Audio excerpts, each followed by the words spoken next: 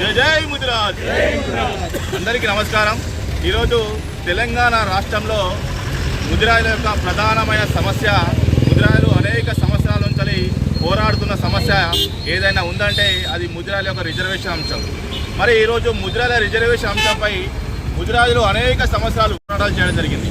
మరి తెలంగాణ రాష్ట్రం ఏర్పడిన తర్వాత తెలంగాణ ముదిరాజు మహాసభ డాక్టర్ బండ ప్రకాష్ అన్న గారి ఆధ్వర్యంలో సుప్రీంకోర్టు, ఢిల్లీ సుప్రీంకోర్టులో ఉన్న ముదిరాజుల అంశాన్ని అనేక సంవత్సరాలు ఢిల్లీ సుప్రీంకోర్టులో ముదిరాజుల యొక్క వాదనలు వినిపించి ఆ విధంగా సుప్రీంకోర్టులో ఉన్న ముదిరాజుల రిజర్వేషన్ అంశాన్ని ఈరోజు రాష్ట్ర పరిధిలోకి తీసుకురావడం జరిగింది. మరి ఈరోజు ముదిరాజుల యొక్క రిజర్వేషన్ అంశం తెలంగాణ రాష్ట్ర ప్రభుత్వం చేతుల్లోనే ఉంది కాబట్టి ఈరోజు తెలంగాణ ప్రభుత్వం అదేవిధంగా తెలంగాణ ముఖ్యమంత్రి వర్యులు ముదిరాజులను బీసీ నుంచి బీసీఏలకు కలపాలనుకుంటే ఆయన చేతుల్లోనే ఉంది కాబట్టి తక్షణమే గౌరవ ముఖ్యమంత్రి వర్యులు వెంటనే ముదిరాజులను బీసీ నుంచి బీసీఏకు మార్చాలని ఈరోజు తెలంగాణ ముదిరాజుల పక్షాన మేము రిక్వెస్ట్ చేయడం జరుగుతుంది. ఈరోజు గత అసెంబ్లీ ఎన్నికల ముందు గౌరవనీయులు మన రేవంత్ రెడ్డి గారు ముదిరాజులకు ఒక హామీ ఇవ్వడం జరిగింది.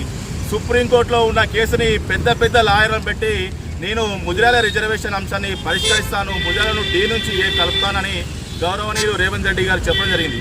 అదేవిధంగా ముఖ్యమంత్రి అయిన తర్వాత కూడా మెదక్ పార్లమెంట్ ఏరియాలో కూడా సుప్రీంకోర్టులో ఉన్న కేసుని పెద్ద లాయర్లను పెట్టి నేను ముదిరాజులను బీసీ నుంచి బీసీలో కలుపుతానని రేవంత్ రెడ్డి గారు చెప్పడం జరిగింది. ఈ సందర్భంగా రేవంత్ రెడ్డి గారికి ఒకటి గుర్తు చేస్తున్నాను.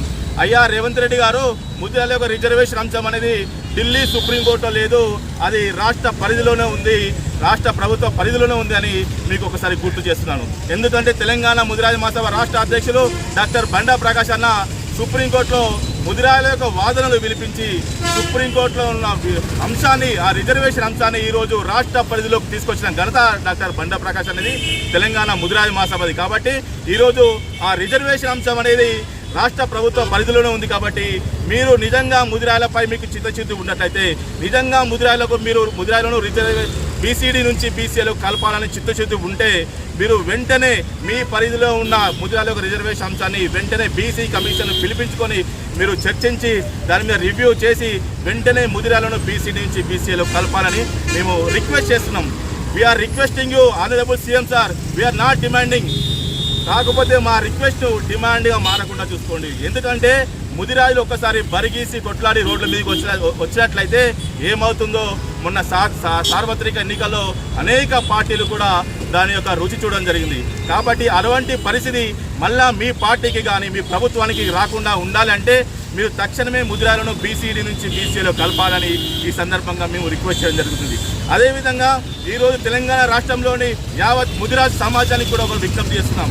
ఈరోజు తెలంగాణ ముదిరాజు మహాసభ ఆధ్వర్యంలో ఈరోజు రాష్ట్రంలోని అనేక మండలాల్లో, అన్ని మండలాల్లో ఈరోజు రెవెన్యూ అధికారుల ద్వారా ఈరోజు గౌరవనీయులు రేవంత్ రెడ్డి గారికి వినతి పత్ర సమర్పించడం అనేది జరుగుతుంది. ఆ కార్యక్రమాన్ని తీసుకోవడం జరిగింది. కాబట్టి ముదిరాలకు ఒకటి విజ్ఞప్తి చేస్తున్నాను, ఇంకా మనం చేసే ఉద్యమం అనేది ఇంకా మిగిలే ఉంది.